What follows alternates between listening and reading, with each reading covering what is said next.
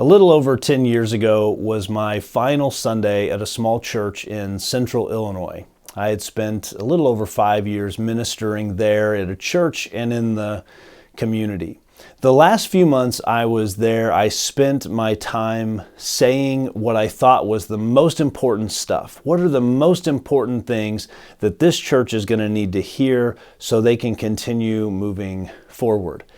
I find it interesting how many little words of wisdom, the wisest things that we have come across in our lifetimes, we save those for really specific moments and seasons in life, seasons that are ending or seasons of transition, and we save wisdom for those moments. For instance, you may be saving words of wisdom for a senior who's graduating high school, getting ready to transition to college, and you want to share wisdom with them, or you know someone, a bride or a groom who's about to be married, and suddenly sharing wisdom and the most important stuff you can think of and what's going to help them the most in their young and new marriage. Or you save words of wisdom to share when you lose someone you love at a funeral. And there's a season in this moment where you feel it's so crucial to share the most important thing.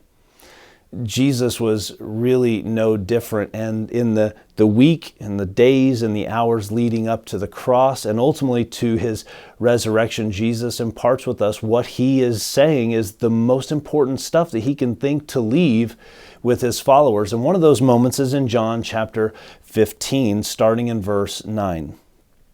He says this, "As the Father has loved me, I also have loved you. Remain in my love. If you keep my commands, you will remain in my love, just as I have kept my Father's commands and remain in his love. I have told you these things so that my joy may be in you and your joy may be complete. This is my command. Love one another as I have loved you.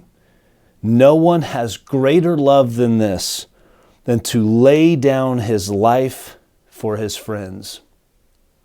And what I love about that section of John chapter 15 where Jesus is imparting this wisdom, this command to love one another, is that this comes just after their time in the upper room. And so in John 15, what they're actually doing is they're actually walking. He is walking with his disciples from the upper room through Jerusalem to the garden, to the Mount of Olives, to the place where ultimately he will be betrayed. He is spending his last few hours in this moment before the cross with his disciples, with his followers. And in a moment like that, when you just have a few crucial hours to impart wisdom, to share what needs to be shared, to say the most important thing, in that moment, Jesus says, love one another. And not just love one another just like in a feel-good kind of a way, but in a self-sacrificial kind of a way. Greater love has no one than this, than he laid down his life for his friends. Now, we are just, again, a few hours away from a trial, from the cross, where Jesus is going to die. And in that moment, he says, love each other the way I have loved you. Love each other in a way that says, I would die for you. I would die in your place. This is not just kind of quick Passover kind of content. This is a big deal. What Jesus is sharing in these final few moments as they walk to the garden. Love one another as I have loved you. Friends, we are so close this week. We are so close to the cross. We are so close to the resurrection of Jesus Christ on Easter Sunday, on Resurrection Sunday. We are so close. And in this moment, this would be my question. Who do you need to love more self-sacrificially?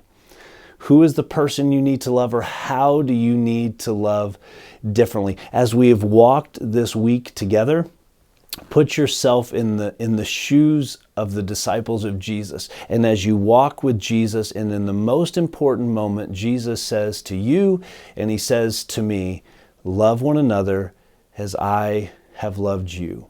Who can you love this week better than you have before? How can you do that? Let's go out and let's love the way that Jesus has asked us to love. I love you, New Life, and we'll see you on Easter.